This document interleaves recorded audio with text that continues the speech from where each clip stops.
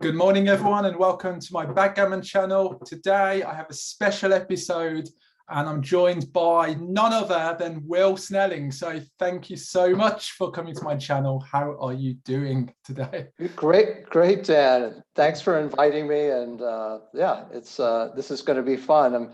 It's terrific that Mochy was willing. You could have done this anyhow, I guess, but it's nice you asked Mochy if he was okay with this, using some of his less than fond memories of backgammon moments, and he was okay that I was here to share in some of the analysis. Absolutely, a real privilege to have you both on board in what is a collaborative project. And how do you think people are going to get on with what we're going to do? So we're going to do a quiz where we look at 10 of the biggest blunders Super Grandmaster Mochy has made during live and online play. And he doesn't make many mistakes. So finding 10 blunders in the first place wasn't an easy task. But how do you reckon people will fare in this quiz, Will? I think so long as someone has spent some amount of time with the game and is at least maybe a very weak intermediate, or has been playing with the game a little bit for 6 months to a year, I think someone would get 3 almost automatically. Which 3, I don't necessarily know. I have a couple in mind, but I think a good intermediate player, I would expect they get 6 or 7 correct. There are a few in here, and we'll get to them, that I think I would have bet that Mochy wouldn't make the same mistake again, not even having seen his mistake. It's just that, we all have off moments. Sometimes maybe the beginning of a match we're a little bit icy for some reason. Or anyhow, I doubt anyone would really get 10 right. I did get 8 right. And I don't know 100%, you presented the problems. I already know that Mochy made an error. I don't know what it was when I'm looking at it, but I'm predisposed to really focus maybe a little extra than I might if it was in the flow of a game. So I can't say I would get 8 right in the flow. Maybe I get 6 right. Anyhow, we'll see. Oh, I do want to say one thing, that if these are, and I know there's some other ones, but if these were Mochy's biggest blunders spanning 12 years, then his legend has just found a new way to expand. That's all. Just Wonderful. So not only were you the first person to do the quiz, but also you're my first guest. So many thanks, Will. And also a great thank you to Mochy for, like you said, allowing me to use these positions. So 10 quiz positions. Mochy is playing as white in all positions. And then we'll have the answers at the end with an XG rollout, and Will, you're going to provide some expert analysis on those positions. So let's get started. So this is position 1. In all positions, you will see the match score on the right and whether the cube is turned and centered. So please get a pen and paper, make a note of your move. And I would spend 1 minute on each position. So feel free to pause the video, think for 60 seconds, and then good luck. This is position 1.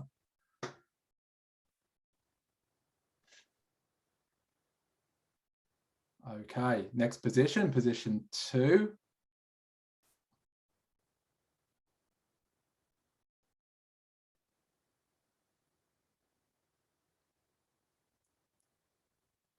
Okay, position 3.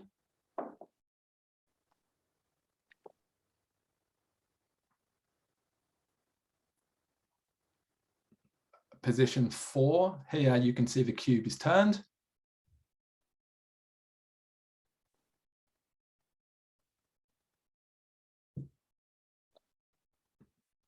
Position 5.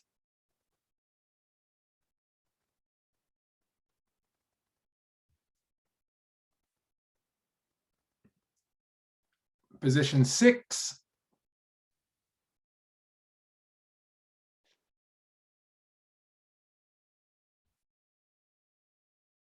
Position 7, the cube is turned.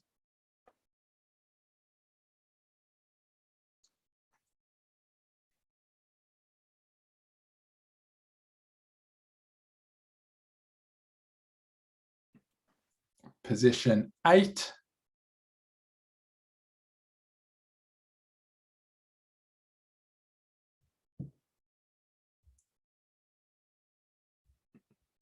Position 9.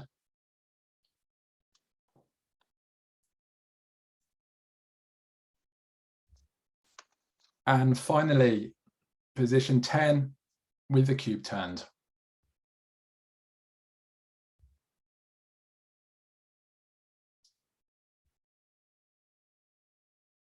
So they are the 10 positions you've just seen.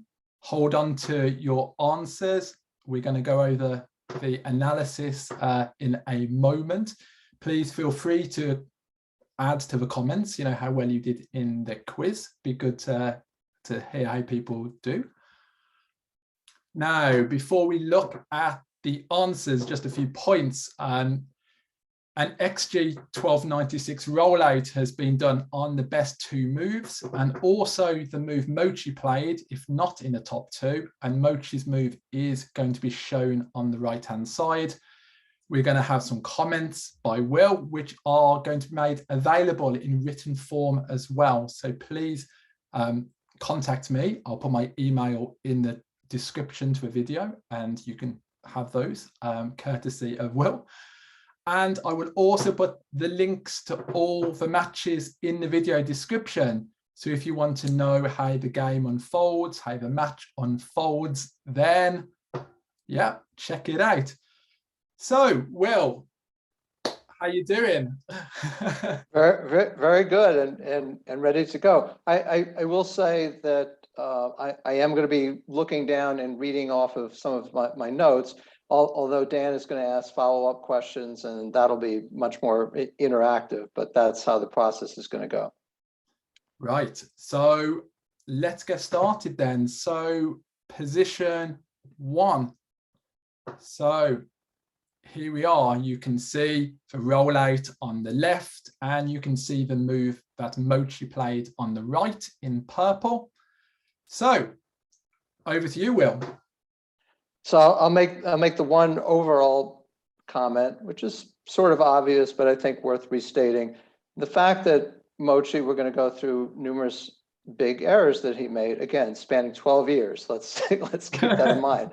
That it just reminds us that mastery of our complex game can seriously elude even the best players. And sometimes it's a time constraint, and sometimes it's just you come in too relaxed or too nervous. Sometimes it's a difficult decision, and you make a choice based on missing a key part of the analysis for whatever reason. We're human, and you can't just sort of show up making your A+, you're going through your A+ process literally every time.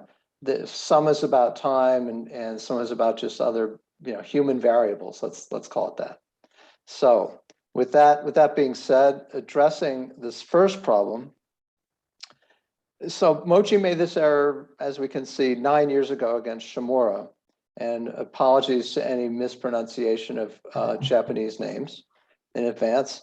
And although Mochy was already a great player, I'd be a little surprised if he made a similar error now. And I'm not saying it's not possible. There are a couple other positions will come up where I think it's less likely.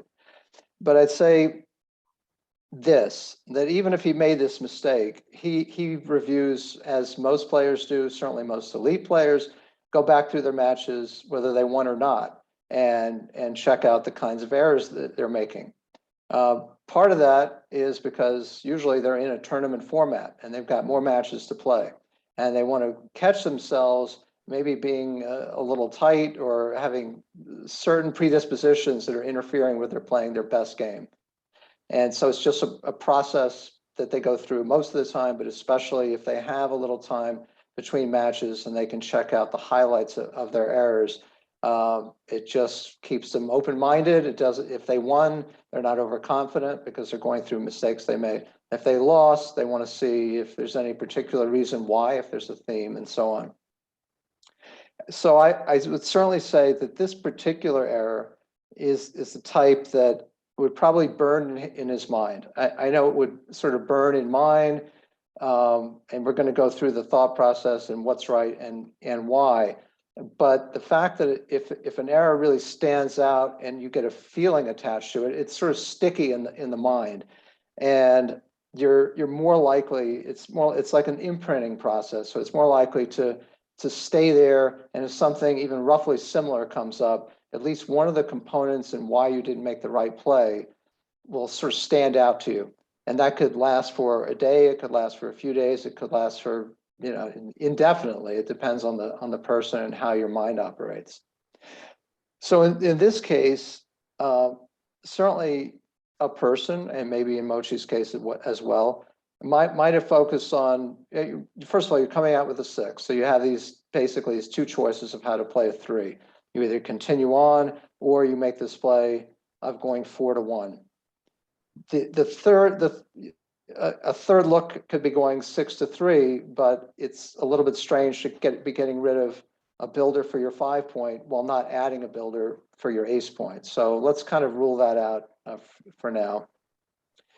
And if Mochy comes out with a 6, or anybody comes out with a 6, and they have this 3 to play, you might be thinking, or you might have this tendency to think, I don't want to make my ace point prematurely.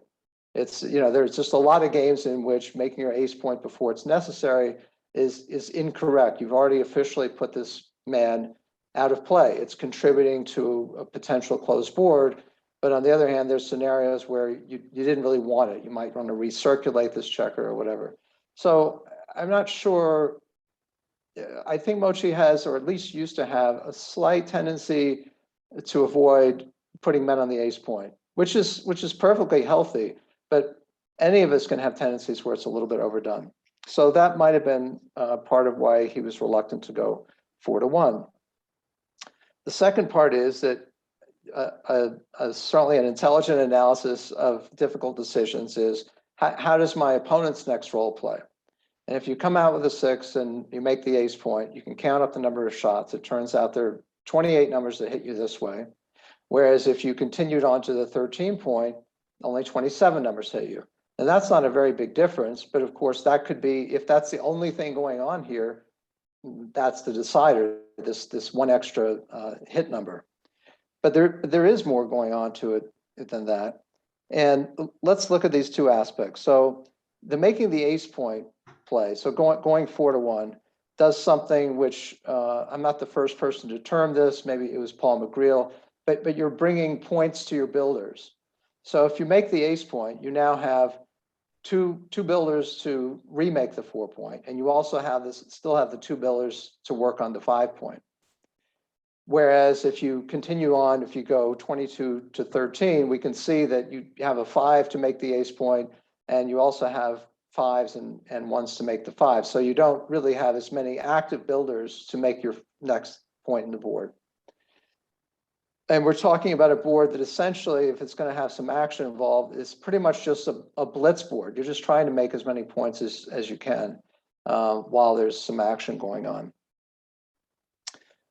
The staying on the 16 point, so we talked about the difference in the number of hits for your opponent, but the staying on the 16 point offers the possibility that either you hit your opponent back if you get hit on certain rolls, or that in the case that you're not hit on 8 rolls, you're communicated between the 22 and the 16 point, which is pretty good because you have a better interior board than your opponent, and your race is pretty plausible. You might be even, you might be slightly up on the race and on roll. So the definite advantages to this communication, and communication sometimes is overstated or understated. I think on average people understate the value of being communicated, especially in spots that are like very delicate, or you're not desperate here, but a lot of the game is going to be solved in the next couple of rolls. You're either going to be hemmed in or you're going to start escaping and have a viable race. Analyzing the quality of your opponent's rolls is important because, as I said, you're going to have some rolls where your opponent does hit you, let's say with a 3-1, but he's playing with a lot of blots, and you have, I don't know exactly off the top, let's say you have 16 return hits, including hitting his blot on the 8 point.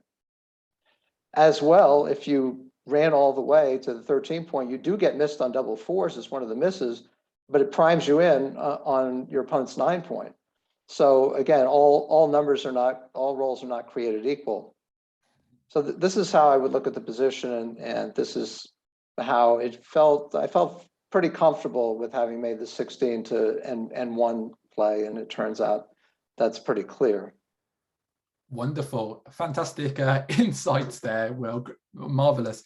And I think it's you said many interesting things there, but certainly kind of made me kind of think about prioritizing and about not just relying on this one has fewer shots, so we must be the right play. 22 to 13, you might think is right from a game plan perspective because you're racing when you're slightly have less pips. But when you break it down, for the reasons, you articulated, 22 to 16, 4 to 1, it's the right move. Just one more thing. I mean, I will say that we're not, the way I've described this, we're overlooking how close the top two plays are, not the best play versus Mochy's, but the best play versus the actual second best play, which sticks to the same theme, that you want the communication, you want the return shots, you want the possibility of making the 16 point. So that even though 6 to 3, it has some downside to it, as I described it, apparently there's not much downside at all. The main thing is you clearly want to stay on the 16 point. Mm-hmm. Brilliant. Let's move on to position 2. So here we are against Seb Wilkinson in the Mochy Challenge from 2019. So what have you got to say about this one, Will? So there are quite a few choices here. The one that I would look at and then toss away is one that has some merit on the surface, which is the passive play of going 12 to 7 and 5 to 3. And the hope with this sort of play would be, again, of course, hopefully Sebastian doesn't begin rolling a 4. But if he doesn't, you have the possibility of just being very carefully trying to just beat this one man back. And there are a lot of positions in backgammon where you really don't have to go wild. You just have to contain a single checker sufficiently to have cube access, whether it caches or whether you simply get to a strong double point. But here, because Sebastian's home board is so strong and you're down so much in the race, and you have this opportunity to do something more dynamic, you really should. So I would hope that most people, despite the fear of Sebastian's board, would take some kind of an aggressive measure here, because the game is sort of up for grabs.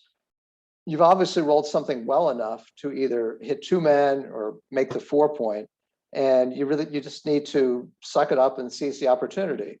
It could be that you've just rolled a 4 a couple rolls ago, and now you figure you're saving the gammon and a sigh of relief, but then you have to get back into the kind of aggression mode where you're taking a chance of getting gammon all over again. It's just the way backgammon is quite often. Yeah. So Mochy chose to break his 10 point by hitting on the 8 and then going 10 to 5 with the 5. And this only gives 11 hitbacks, and you have decent control when you're not hit. So it has some surface value in and of itself when not compared to other choices. But and also note that 7 of the 11 hitters are duplicated 4s for anchoring. So that has an appeal too. If a 4 hasn't been rolled, you probably haven't been hit, and Sebastian probably hasn't anchored. So you're looking pretty good if a 4 wasn't rolled. And it turns out if you make Mochy's play, if Sebastian rolls a 5-1 or double 3s, Mochy can cash. That's how strong his position suddenly is relative to the degree of difficulty of Sebastian executing all that he needs to in order not to be suddenly closed out or start to crash his board. And Mochy would also have a good cube if Sebastian rolled 2-1, 3-2, or 5-2. You can kind of look at how these numbers play on your own board at some point. But if Mochy chose to make his 4 point instead, okay, now he's going to give 14 hitback returns for Sebastian, but he creates 5 extra fans, and he gets strong doubles against either ace 5 or ace 6 by Sebastian. the breakdown, if you sort of read the version of this or think about sort of what I've just said, the breakdown makes it seem close, the value of making the 4-point versus Mochy's play, and in fact it turns out those plays are very close. The best play, though, is what can look like a freak out play, where you just play with 5 blots. So you go 10-8 and you go 9-4, playing with 5 blots. But of course, Sebastian does have 2 on the roof. So why are you going to make this play when it's quite clear that if you get hit back, there's a very good chance you're getting gammon and perhaps backgammon? Well, you're getting the most bang for your risk. There's an expression, or bang for your buck, or that sort of expression. So on the one hand, you do get hit on 12 numbers, right? You get hit on all 4s, and double 2s is also going to hit you. And you do get gammon a lot, and the backgammons. On the other hand, you might roll an effective 4 yourself. Like Mochy, he gets hit, and you might get hit on 4-5 or 4-6, where there's still a man on the roof.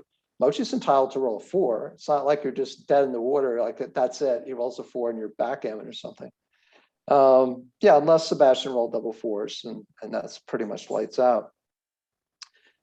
And you win all non-hits. Every time Sebastian comes in, double 3s is a very marginal case, it turns out. But all the other non-hits, so 23 rolls, you win the game. And in fact, you have a play on against the 4 fans. So if you start to think about the different segments of this, yeah, you hate it if he rolls a 4, but on the other hand, how much you're gaining when he doesn't roll a 4 is enormous. And so this is part an emotional read. So yes, I can understand you make the play that has the 5 blots, and this maybe if you're a very cold or just cool player, it's like, okay, roll 4, don't roll 4, let's move on.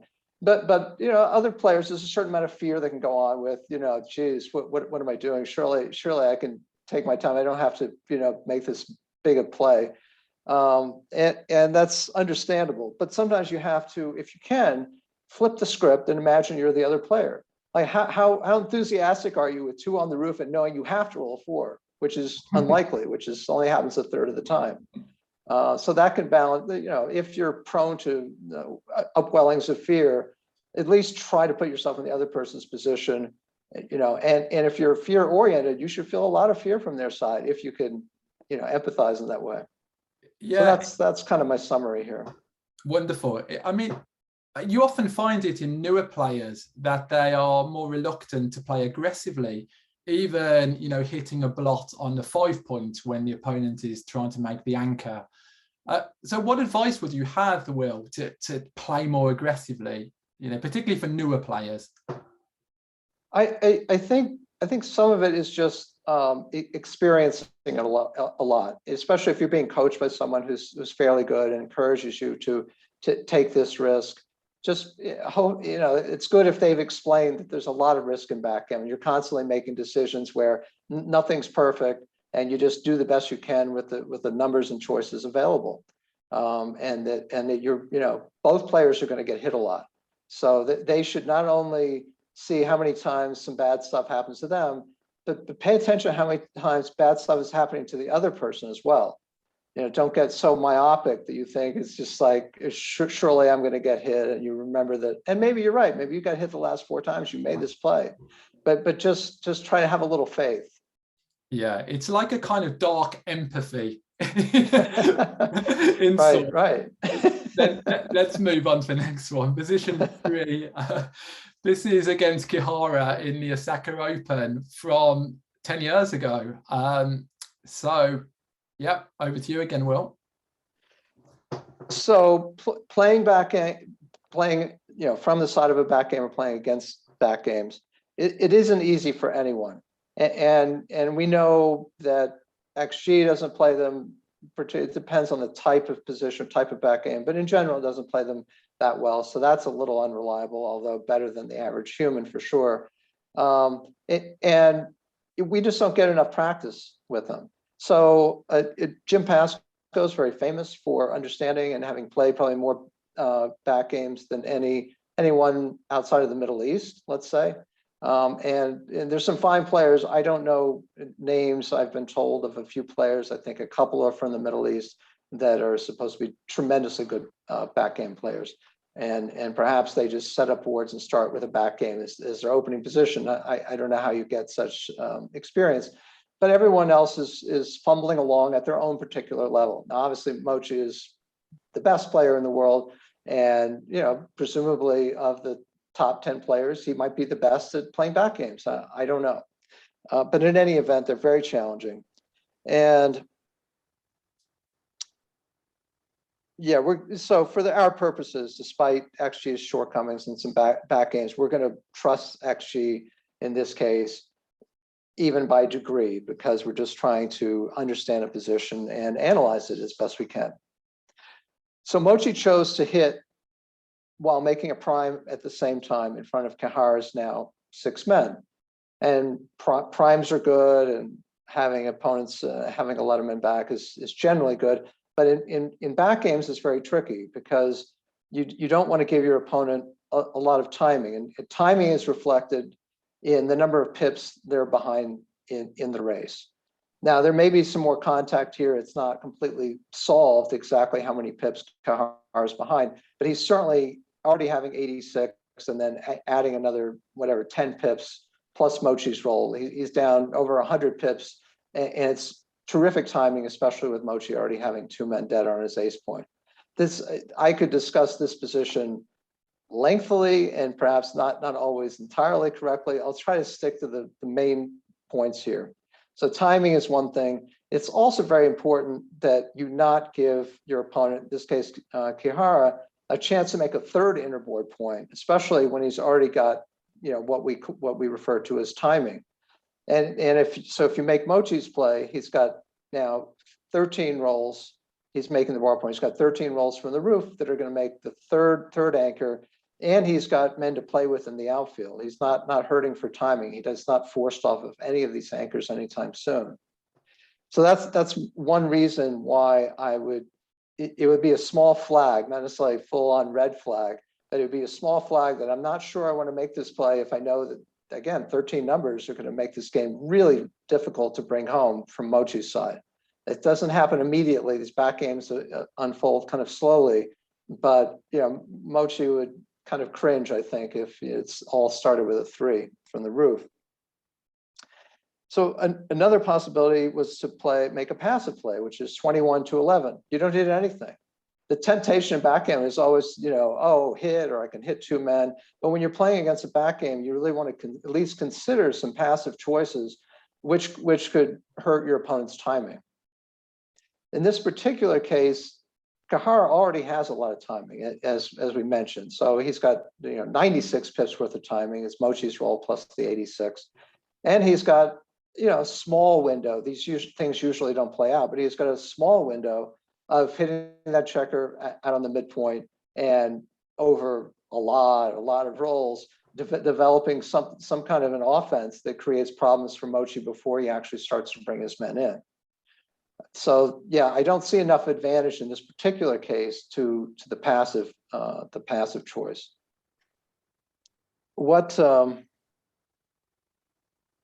Okay, so with Mochy already having made his ace point, so that puts him in like a blitz kind of prime position, which is really, you don't want the mix. Like if you've got your ace point made, you generally want to go ahead and approach a position like this in just attack mode. You're just going to try to make the 3 point and bring your men around. Your opponent has timing, but you're going to try to get your men in as quickly as possible without having any problems before the bear off.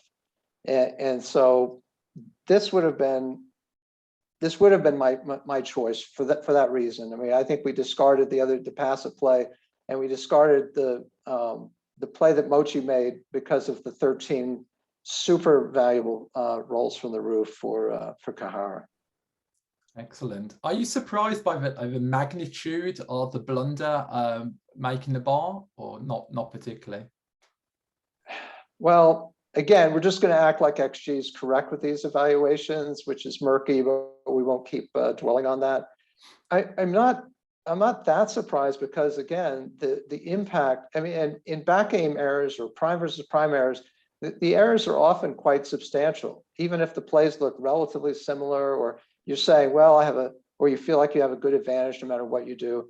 But often the errors are pretty big because there's some key piece that's actually more important than you had in mind or even considered.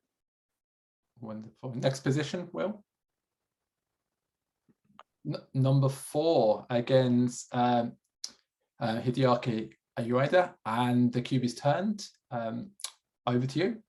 Right. So I'm going to make a reference here. Golfers certainly know the term, and many non-golfers are familiar with the term mulligan. A mulligan is something Donald Trump uses a lot in golf. A mulligan is sort of a do-over. It's a free opportunity to do better. And I'm comfortable saying in this position that unless this is Mochy's a not so sharp cousin, also named Mochy, this was an off moment or uber rare oversight by the champion in one of his matches versus Yuta in their epic 2020 UBC crown battle. And I'm not sure what went on here exactly, but just for drill, okay, the first 2 aces have to make the 5 point. Everyone would know that. And while our 20 point, we call it the golden point, is always nice to have, we're under bare pressure on that side of the board. So making our bar point on the other hand puts us on the verge of a 6 prime and a crushing advantage. And I hope most of you, if you haven't played much, you might make either play, and that's understandable. But at a high level of backgammon, you're always going to consider making the 20. But in this case, this near 6 prime is just overwhelming. And you're only on the other side if let's see, if Yuta rolls a6, 2-5, or double ones, you're regretting your play by some amount for sure. And that's why, as Dan pointed out, he said, I might not have checked this, which I didn't, but if the cube were centered, it turns out that making the 20 and the 5 is the correct play. And the reason for that is now you can double against almost anything. I suppose there are a few rolls which would still be some sort of a take. Yeah, certainly if Yuta rolled a 6-5 out and you're shooting it at 6s on the other side, it's a double, but it's a take. Then there are a few more rolls like double 2s, and I'd have to look at it. I don't think there's very much where he can take. So you're super efficient. And you wouldn't have been too good. Like if you made the 7 and 5 points and the cube were centered, you might be barely too good against some rolls, but essentially that's the difference. You've already doubled, so you're playing for the maximum punch because you have to bring the same game fully home. Yeah, and Mochy's move here, a blunder with a cube turned, actually becomes a small error, marginal error, with the cube centered. And I think that's a good demonstration of how you can use XG. You can manipulate positions, cube centered, cube turned, just to see the changes in equity. And, that's what I've done. Do you use XG to manipulate positions yourself, Will? Absolutely. And it's easier to do when you have a little extra time on your hands. So you can, if you're just reviewing a match, you have another one to play in 2 hours, you're less likely to do that, of course. But it's very helpful, and you don't want to go crazy and tweak so many things that you don't really get the import of enough of them. It's just all washing around in your head. But it's good to try to experiment. Cue placement is important. Sometimes if you're very sophisticated, changing the score and changing the cube, changing 2 things at once. But I usually stick to changing one thing at a time. But these tweaks are super valuable because I find it at my level that I make assumptions about why this play is correct, and then I shift a pip around here or there. I move the cube, and it turns out that wasn't it. It was something else that was going on that was actually much more important. Fantastic. Okay, position 5, New York Open from this year. What do you have to say about this one? Okay, so this is the second and last of what I'm describing to Mochy as mulligan situations, but I think this is certainly less less of one and more understandable. Mochy's up in the race. He's up 15 before the roll. He's outboarded. So he's facing a 4-point board on the other side while he's only got 2 points in his own board. And certainly Mochy might leave a shot later, but there's a good chance he would have a better board at that time. So if he plays 6-5 and then continues to the ace, so this is without hitting, you can imagine scenarios where Simon's blot is still sitting on the 23 point. And Mochy rolls, say, a 6-4 and has to make the 2 point. And he does have the blot on the ace point, as he would have already, but at least he has a 3-point board. So you're increasing the number of fan rolls, which is important. And there are other sequences, there are some sequences that are very similar to that. And then there's some, as I'm saying, where he doesn't have to leave a shot at all on at least the first scenario. And I don't know the percentages, but there might be 20% of the time where he never leaves a shot in this position. So that has to be weighed against voluntarily 100% of the time leaving a shot right now while you're outboarded and you had a better race.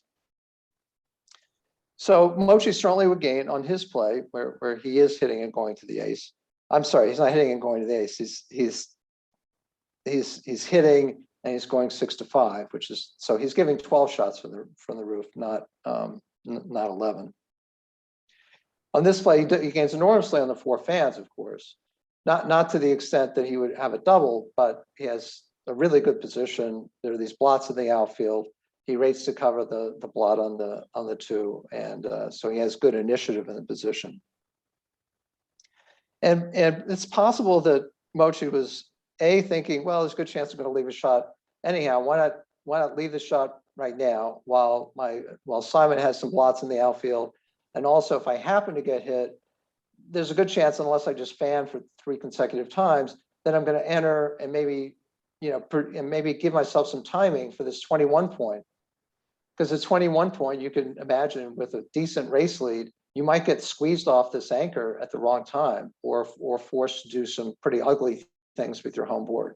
And I'm sure these things were going through Mochy's mind. So that's why if I call it a mulligan, it's because even though it's this year, I don't know, I just have this feeling, and I like to give Mochy extra credit. I think it's warranted in his case, that if he had to do this one over again, I think he would have weighted the being outboarded and the race combo like a little more strongly than I'm sure he was already doing. And that's it. I mean, I think the 6-1 play without hitting, just, it applies some sort of sound principles in terms of aspects of the game and when to take risk or not. Fantastic. Okay, position 6 from Monte Carlo, World Championship quarterfinal from last year. Okay, well, over to you again. So Mochy made the wrong play here, but I'm sure he took his time, because the choices, first of all, there's a score involved where he wants to be very careful, to avoid getting doubled or getting doubled where there's real danger involved, because your take point is it's very difficult. I mean, even if you have the better game right now, if suddenly you get attacked and fan, you may be facing a cube that's not so pleasant. So that's, despite the advantage of the position, this is always going through your mind with a lead like this. How can I play so that I take less risk and maybe get to sort of play for a gammon while maintaining an anchor? And these are the things that surely were going through Mochy's mind. So 13-7, 6-4 focuses on, as I said, sort of a possible attack if Mochy's not hit, and that Arnaud doesn't roll a deuce to anchor up, and at the same time he gets to maintain his anchor. And if he is hit, so if he's hit on 13 numbers, all aces will hit, and 6-4 as well from the 22 point for Arnaud. Mochy can generally just sort of flop that blot around, or maybe improve his anchor. He's not taking very much risk for the proposition.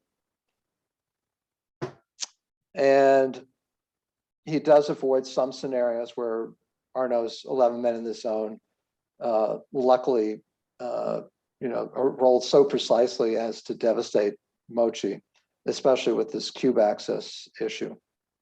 But playing 24-18 and 6-4 creates a lot of pressure on Arnaud, even if you know that, yeah, sure, he could get lucky and some really bad things can happen. It's also quite unlikely that that's going to happen. And Arnaud's having to work on both sides of the board. He's concerned about anchoring or escaping and trying to sort of blitz with this kind of stiff, stacky position, even if there are 11 men in the zone. And there are a lot of positions in backgammon where that's kind of the solution description, is that you're forcing your opponent to work on both sides of the board, especially at a point where they can't afford to fail in either sector. And this is going to be a position where you clearly have the advantage, because otherwise you couldn't create this kind of pressure. But it very often involves not improving what's already really good about your position, but rather working usually on the other side of the board with some kind of a split. It comes up a lot. I don't know if I'm completely describing what I'm intending to, but this idea of pressure on both sides is an important one to understand and to recognize, of course. So if Mochy makes what turns out to be the correct play, 24-18 and a 5-4. Yeah, I think I said 6-4 before for some reason. We talked about the double pressure. So other than double sixes, the other sixes that are no rolls aren't particularly good. We can look at, yeah, 6-1 is going to make his bar point, but he's still got the 2 men back. He's got a few, Mochy has 7 or 8 numbers from the roof. They're going to hit back on Arnaud's midpoint, and some other numbers that come in and hit loose on the 22. Their double 5s would ordinarily be a terrible number. It's still not all that good, but it does obviously accomplish more than it would have. But if we look at these other 6s, yeah, they're not playing all that well. Yeah, Arnaud would like to hit, but on the other hand, he wants to get out. So his roll like 6-3, he's leaping out, but Mochy's position is very good. And if you look at other numbers, and this is very important, of course, especially in key match scores or difficult positions, to as quickly and efficiently as you can break down your opponent's rolls and see how well they're playing. It turns out that 2-1, 3-1, even though 3-1 makes the 5 point, is sort of forced to. 4-1, double 2s, 3-2, double 4-2, double 4s, 5-4. There's just a host of numbers that clearly play worse if Mochy makes this play as opposed to making the play that he did. And that's a serious trade-off. And yeah, I think I've said about as much as I can on this, which hopefully will be instructive for other positions that come up for you. I think it's also worth mentioning for improving players that the match score 4 away, 2 away, you can just be so aggressive with the cube. Opening with 3-1, you already get an increase in 10% game-winning chances, and you can throw the cube in pretty much straight away as a reference. So as you mentioned before, match score and killing your opponent's gammons of a 4-way, 2-way is really crucial. I think understanding how to use a cube to your own advantage, and yeah. Good. Yep. Let's go on to this one against yourself, Will. Do you remember this match well? Well, I remember because I reviewed the match, so I remember it from that standpoint. While we were playing the match, I remember at the moment thinking, and I don't know how much time Mochy took making this play. I'm pretty sure he took a little bit of time, but I remember feeling relieved that he didn't hit me on the ace point. And there are a couple of ways, obviously, to hit on the ace point. you can go 15 to 11, you could go 13 to 9 with the 4, or you could go 10 to 1 completely and have a direct builder for the ace point. These were the other choices. But in terms of sort of theory or how to look at positions, when your opponent is on the roof and he owns the cube, I mean, there's some subtle differences if he doesn't own the cube or not, but let's just say that this is the condition where he owns a cube. The first look is to optimize gammon chances. And it doesn't mean you'll just do anything, in that spirit, but generally that's going to be your first look. And particularly when you're trailing in a match. So Mochy is down 5 away, 3 away. And that it turns out not to have been the key element here. But again, while trailing, you're looking to play more aggressively. And the second look, if that doesn't seem to be something that's viable, that you don't have a way to actually improve your gammon chances on your roll, then you look to resolve some weakness in your game. So if you're very strong on offense, you look to do something with your back men in order to get them escaped or improve an anchor or something of that nature, because your opponent's in a vulnerable. They're just hoping to enter. You're supposed to be doing things as if they might not enter, or they may roll anyhow a number that doesn't really affect this shift in your plan toward focus on your back men. So most of us know, and the ones who know it very, very strongly, how dangerous 24-point games are. So if that's where, if I roll an ace, if I haven't been hit and I roll any ace, I've made what's called my 24-point, my furthest back point.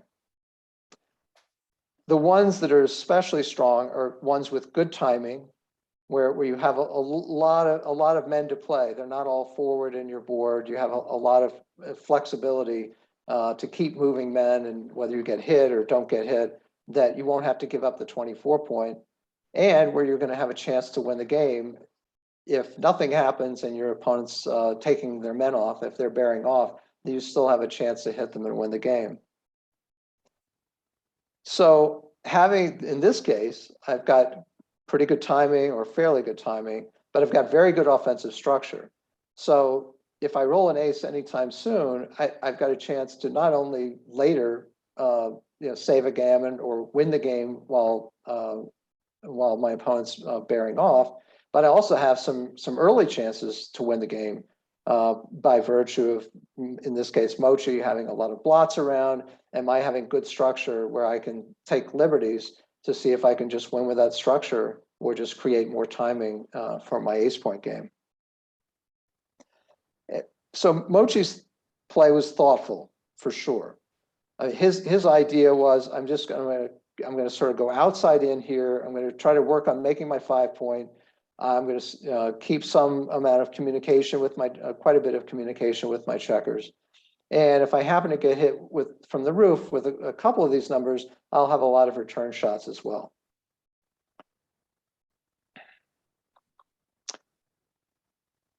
However, so on my next roll, if with Mochy's play, I have 7 great aces, and I even have, if you look at ace 5 and ace 6, I mean 5-1, I'm going to come in on his 5-point and hit. And surely there are a ton of numbers that are going to hit me right back, but it's still a reasonable number. 1-6 isn't that good because I enter and I'm going to have to break my mid and leave a lot of shots on my midpoint. But it's better than fanning by a lot. But I also get 5-4, which is going to make the 20-point, double 5s, which is going to be an incredible roll, which is going to do a lot of things at the same time. I'm going to hit the man on the 10-point and make the 2-point, I think. And as well, I'm going to have 5-6 that hits and 5-3 that hits. It's just basically everything that enters. Even 5-2 is going to hit inside. All my entry numbers are very strong, other than ace-6. So that's 18 numbers that are super strong, and ace-6 is still quite good. So if you look at from that standpoint, how good my numbers are if Mochy plays passively, and he's probably reducing his gammon chances against me, then I think this play becomes fairly clear. So actually, I rolled this out with the cube centered, and then the best move actually becomes 10-1, hitting from a 10 point. So why do you think that becomes the best move when the cube is centered? Can you comment on that? Will? Yeah, I think we're back to that situation where if the cube's centered, you don't have to do quite as much to win the game. So if things start to backfire a bit, you still have access to the cube and the potential not to have to finish what could turn out to be a long game.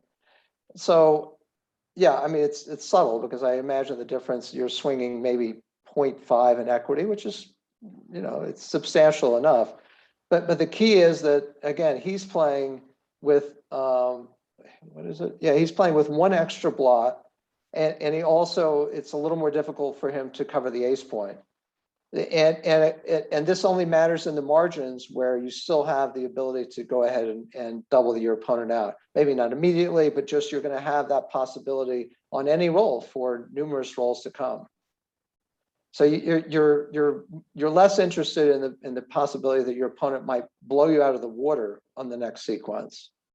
For instance, if we're looking back at double fives is not as strong. 5-6 is not as good a number.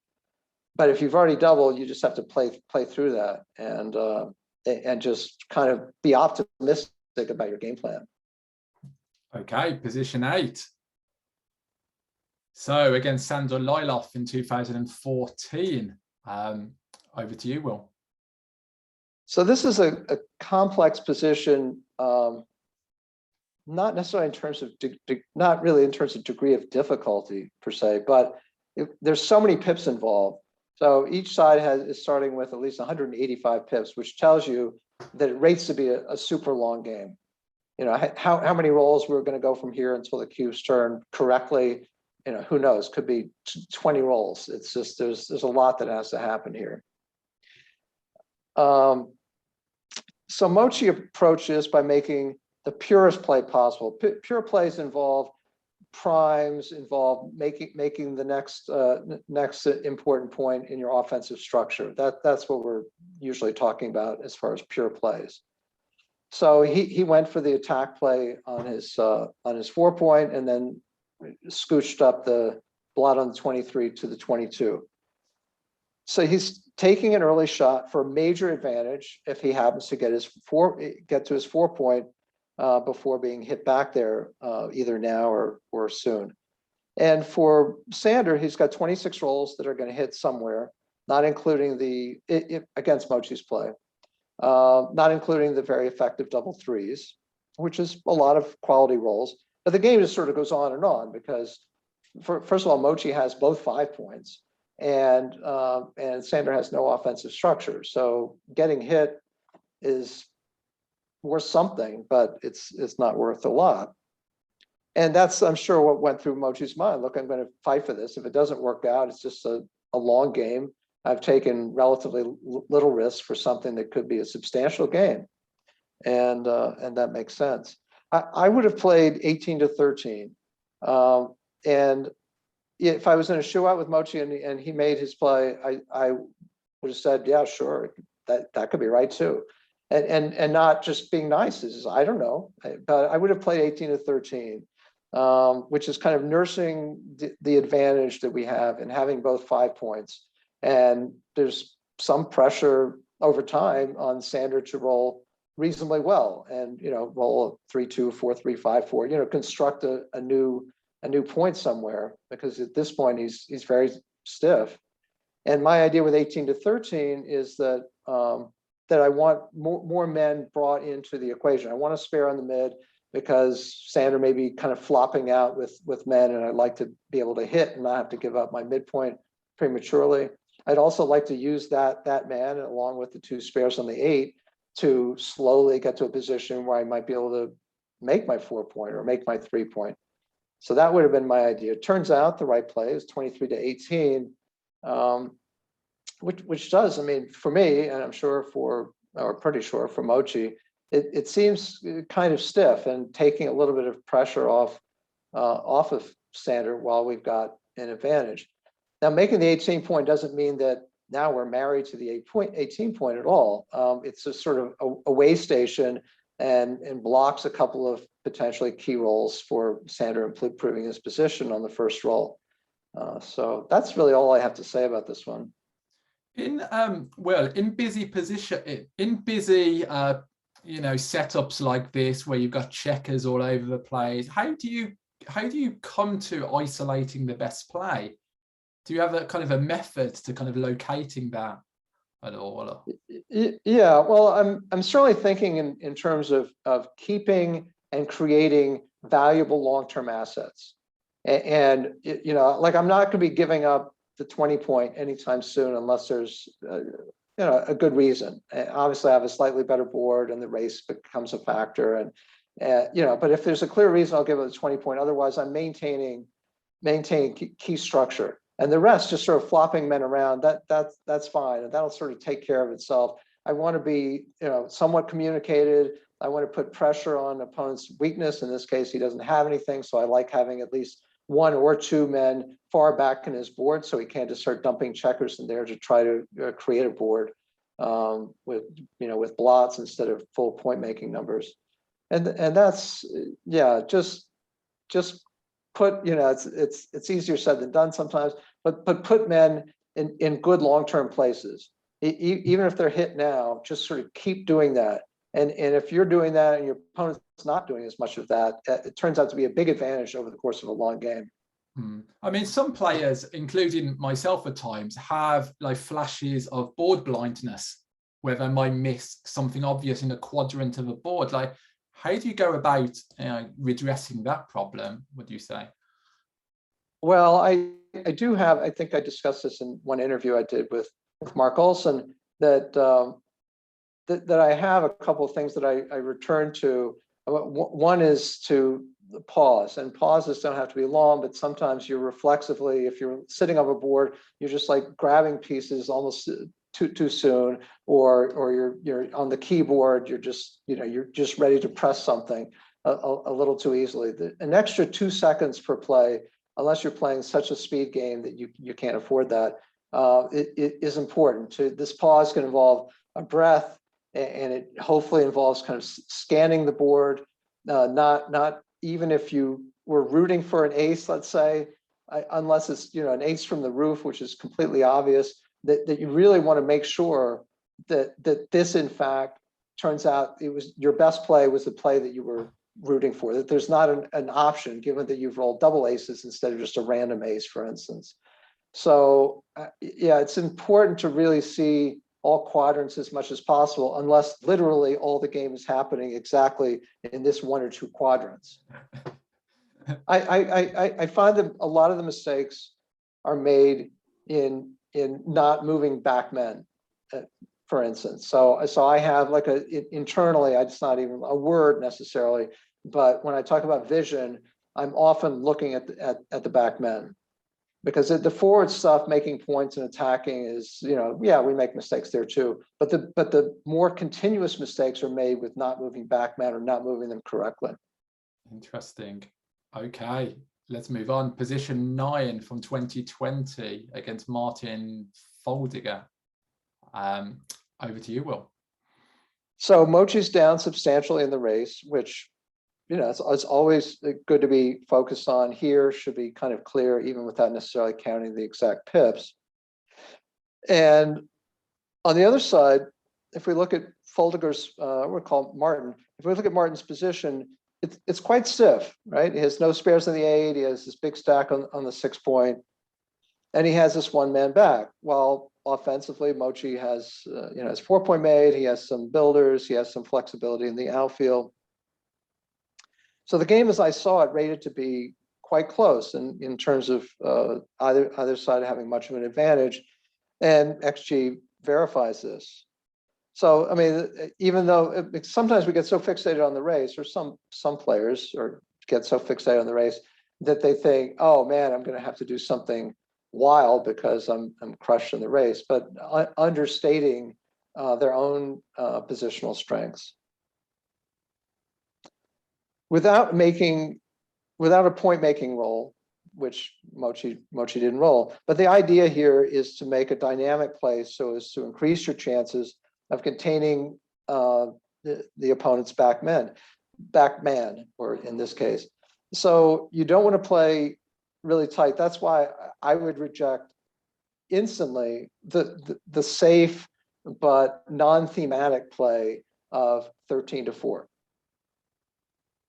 Because you're putting a builder where you don't really want it. Yeah, you can use it to make the 3 or the 2 point, but your main focus is to try to make the 5 point, the bar point, to try to control the outfield. That quadrant 2 from 12 to 7 to control that space and get as many men in that area as possible.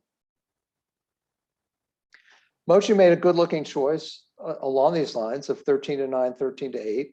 So you have to take, to be creative, you have to take some risk, in this case especially, because you don't have an option. It's not like he's rolled 6-3 and can just break the 16 point cleanly. And so Mochy's play, if he gets hit with an ace, again, Martin's board isn't that threatening, and it doesn't rate to be any kind of disaster. And he's also going to get he's also going to get with 6-2. But he gets return shots, and again, Martin still has to bring this game home. Double sixes is a pretty devastating roll, to be sure, and double fours hits 2 men. So there are some good rolls here. But on the other hand, Martin's not a favorite to roll any of this combination of rolls. So not 2/3 of the time, but maybe 60% of the time, Mochy's in good shape. He's taken a little risk. He's gotten away with it.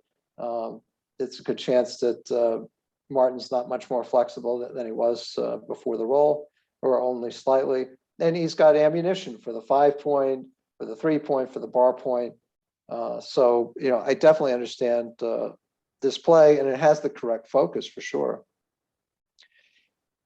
And in Mochy doing this, he maintains the 16 point for connectivity with the 22 point. But this is an interesting thing. Like, I thought that was important too. And my play was 13-9, 8-3. Which is leaving a direct shot there, but there's some duplication with the 2s, and we get to maintain the 16 point. So, but Mochy and I were both wrong.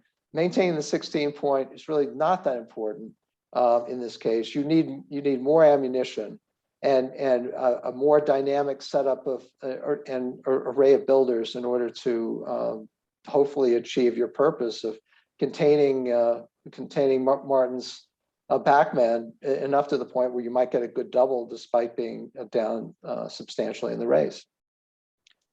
So this was an interesting play, or interesting position. I like this one. It's very humbling that arguably the 2 greatest players in the world, you and Mochy, made the wrong decision. And I recall something Seb Wilkinson said in an interview where it was make every checker work. You've only got 15 men in your army, so make sure every checker is serving some kind of purpose. Don't just play automatically. So little tips and insights like that are quite useful in recognizing value, as you mentioned before. Right. Yeah. Learning when to take risk in the name of keeping all your men in play and so on, or when to just play tight. I mean, I think Bill Roberti, when he started to write his books and had done a lot of studying prior to that, in the 80s, was or the late 80s and heading into the 90s, he understood the tight game of when you've escaped most of your men and you're up a little or you're up a lot in the race, and it's fine to play small. And I have great appreciation of Bill's many contributions to the game, that being one of them for sure, because the game of backgammon before a lot of his work had become too wide open, really. If you're playing against weak players, it doesn't matter. Play wide open, play tight, you can do whatever. But if you're playing against other good opponents, knowing when to go small is valuable once you become good enough to know how to play the rest of the game. So, okay, let's look at the final position then. Well, position 10. Here we are. So first looks in backgammon ordinarily, it doesn't mean final answers, but first looks are usually to hit, and you can't go far wrong in the blind. If you just always hit men, you do okay. You miss a lot of key moments not to hit, but that's sort of beside the point. So the first look is consideration should be to hit, but right behind hitting plays are priming plays as far as the next order. And so one of the reasons that hitting plays are not correct is because you have, well, obviously a better play, but the better play is very often a priming play, or the better play is that you don't want to give your opponent timing for a back game, but that's a little more rare that comes up. So here we have a fat timing edge. Before the roll, we're down 25 pips. So timing is always about, if you're trailing in the pips, that's potentially good for you depending upon the nature of the position. And if you're ahead in pips, you could potentially crash or not be able to hold a key anchor. So those are the top two scenarios involving timing. And here, your timing edge is super. So if you do hit, you have a nice alternative. You could hit and continue. You can hit and pick up the blot from 7 to 5. But the question is, of course, which play offers you the best advantage. It's clear, and some players play up to a certain level of backgammon. They just play, well, this is a good roll, and it's like I'm favored here. Good luck, buddy, without necessarily taking the time to see, yes, you're a favorite, but by how much compared to the other choice.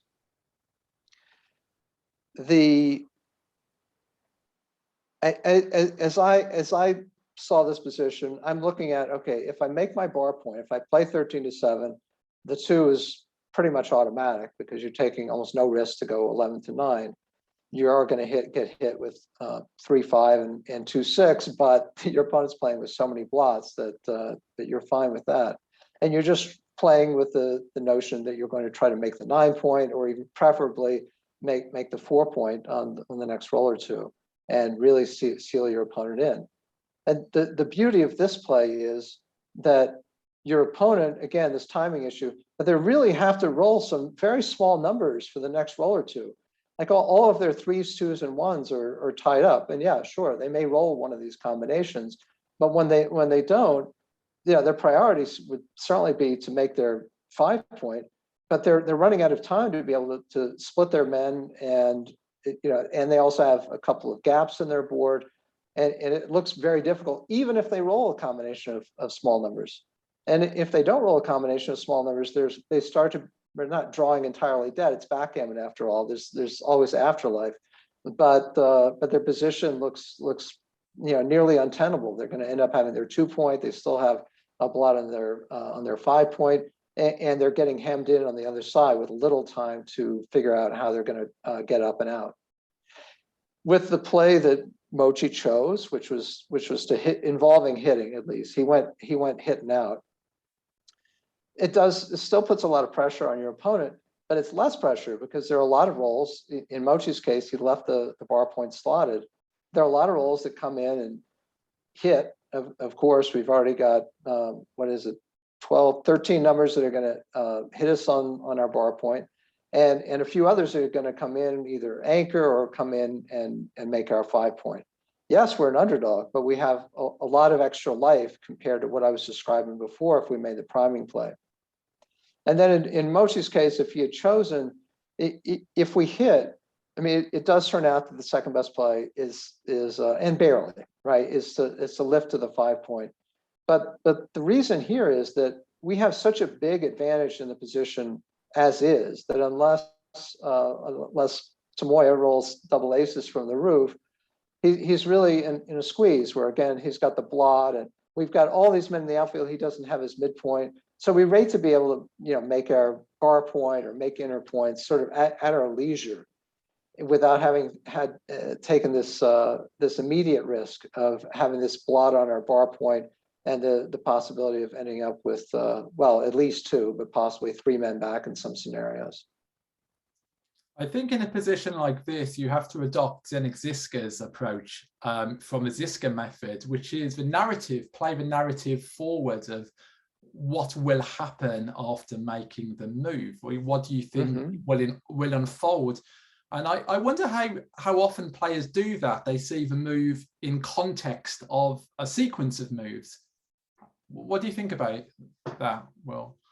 Well, I certainly, yeah, the what will happen mentality, I think, yeah, for strong players, I think that's kind of automatic, whether they literally are describing it that way or not. Effectively, that's what they're doing. I mean, and some of the what will happen is over, over an extended period of time. And certainly if you're playing longer games like backgammon or some longer prime versus prime games, yeah, you are kind of looking into the future within what your basic knowledge is about how these positions tend to play out. But there's a lot of what will happen that can be derived significantly by just looking at the next roll for your opponent. And of course, you have to be able to evaluate that reasonably well. And I don't mean to the decimal point. I just mean that you have sort of an idea that these whatever 13 numbers are going to hit me here. How do I feel about that? If you can kind of create a tree where you give your opponent, you say, okay, 4 rolls are awesome, 8 are medium, and can grade them not on a numerical basis, but grade them in some way that ultimately has some mathematical meaning to you. You say, oh, this is like medium for him, and he's going to be a 2-to-1 underdog or something. Yeah, and it's hard to go that deep when you've got time constraints, and you have to make these plays. But you just want to get some feel of these next rolls, how good or bad they are for your opponent, and sometimes just stay at the edges. You don't necessarily have to go in the middle. You just look at the clearly good rolls, solid rolls, great rolls, and bad rolls, and leave the rest, especially if you're under time pressure. But that in this particular case, to me, that would you come to a solution fairly quickly if you just grind your way through that a bit. I mean, there is what you might call a certain narcissism for your own checkers, a love and care for only your own 15 checkers. And as you've mentioned several times, we fail to look at the opponent's rolls. And it's so important to remember there's 30 checkers on the board. There's not just your 15 guys to move around. Yeah, exactly. Yeah, that's very, very true. And yeah, it's easy to get. It depends on your level of play. Also, when you get tired, I think you tend to do that more too. I find that. I think as well, for improvers and maybe even intermediates, having a mantra such as how is this helping me move towards the win? Something small they can remind themselves of. It's a bit like thinking of a cube action before the game starts. It's just having those pauses, as you mentioned, and having that reminder of why are you moving to avoid the autopilot coming in. Yeah. Right. Yeah, I think each level of development in one's game, it could have, in theory, its own set of 1, 2, 3 mantras. So I think the pause aspect is healthy no matter what. Depends how you use this pause, of course, but at least restraining yourself from contact with pieces or contact with the keyboard for an extra few seconds. It's huge. There are a lot of the oversights are made because of this sort of impulse. And I don't mean where you just accidentally, click the wrong button. It's not like that. Yeah. So that is the end of the quiz. I hope you did well. Please let me know in the comments how you got on. Will, do you mind if I just ask you a few more questions to round Sure. off? So, as a top player, I mean, do you feel like there is a need to uphold, your reputation and make fewer blunders in important games? I just, when I'm playing, I just try to play my best. I don't think I feel an extra pressure that I have to play better to meet whatever the perception might be of my game. but if I'm actively playing, I'll generally prepare enough so that I'm in a good mental state, and I've recently gone over a bunch of positions, and I've practiced matches, usually against players, but sometimes against XG. So I want to be in top form. There's no guarantee that a lot of matches are just tough decisions, or your mind doesn't operate quite as well as you might like it to. So, that just comes with the territory. There's a limit to what you can control, of course. Absolutely. I mean, how much of backgammon is just kind of acknowledging your own human fallibility? You're going to make errors. You're going to make mistakes. Just get on with it. Yeah, but and it depends. Everyone's psyche is different. I do sometimes feel if I go with that a little bit too much, and I just relax or lean on my prior record or the ability that I know I have, then I'm going to relax too. I have a concern that I'm going to relax too much. So there's a balance point where I don't want to be all like that, but I don't want to be complacent, because almost everyone you play, especially at the open level, almost everyone is good. I mean, and I say, there's a lot of players that play to 6, but they're perfectly good, perfectly capable of beating me several matches in a row. So, this isn't the 1970s. And even then, some players are maybe playing at 15, and, some good players are playing at 7, but there's a big distance, but you weren't going to win all those matches. And, just be, hopefully as, nice with yourself as you can be, and be pleasant across the board, because, you may get blitzed out by a player that's clearly not as good as you, but it's important for them to enjoy the game. And to the extent that you have any sort of reputation in backgammon, it's important that you behave accordingly. And what do you do with the blunders that you make? And what advice do you have for newer players to address those blunders? Is there any general comments you can make about that? Sure. I think I have probably many comments. We'll try to narrow them down. But I think when you find something that's in your blunder zone, and everyone's blunder zone, it's okay if they're different. Like, there is sort of a generally accepted, I don't know, I even forgotten whether it's like 0.3 threshold for checker play and 0.6 or 0.8 for cube action. But I think you have to design one that feels comfortable to you. If you're just starting out, you're going to make tons of errors that are at least 0.8. And maybe don't even call them a blunder. Like, if the word sort of is, makes you twitch or cringe or something like that, create your own word. Like I said, maybe the word goof.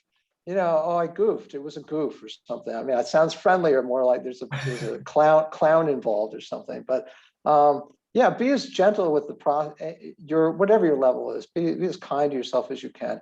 First of all, identify whether it was clearly a conscious mistake, where this is clearly what you thought, or you just missed a checker being on the bar, or something obvious that doesn't count. And if you want to beat yourself up about being human and just having an oversight, go ahead. But I just try to let those go. And the other ones, I think it's good. Well, especially if you're starting out, and if you have I don't know, a friend, a parent, a brother, whatever, or a coach, that you start to identify areas where you're making more of these than in other areas. Because don't try to solve all the problems at once. Don't try to fix or seal all the gaps in your game at the same time. First of all, even if you're a great player, you still have some of those same errors are coming up, just not as many and not as big when they do come up. But try to focus on things that by your own understanding or someone's assistance, are things that are generic enough in the game, things that are going to come up often enough, and work on those, because the things that don't come up that much, that's when your game is becoming much more refined. And you can't, I mean, if you have all the time in the world and you're a prodigy and you've got all this huge package of things, maybe you can learn everything at the same time. But in general, in backgammon, in life, and a lot of other modes of education or studying, you have to start with basics, with things, again, that are going to be essential to a lot of backgammon. They're going to come up in the first 10 rolls of the game quite a bit. You don't necessarily have to memorize all the opening rolls and you can get to that later too, but to at least understand, even in the opening rolls, what are the premises? What am I trying to do? Yes, I'm trying to raise, but I'm also trying to seal my opponent in. How do I go about that? How much risk do I take? When I've got a man already escaped, how do I change that idea or not? And that's what I would emphasize. And so even players, very strong intermediate players, I hear from time to time that they still seem like they're trying to work on the edges of the game when they are far from being masters of the meat of the game. Marvelous. Will. All that's left to say is please like and subscribe if you've enjoyed this content, this special episode, and I have many other videos that you can check out on YouTube. Many thanks, Will. It's been a real pleasure to have you on here. Very enjoyable for me, Dan, and I think what you're doing is a terrific contribution to the game, and I'm glad you showed up on the scene. Fantastic. Well, I hope to have you on here again in the future, and thank you, listeners. See you next time. All the best. Cheers, Will. Thank you. Bye-bye. Bye, everyone. Bye-bye.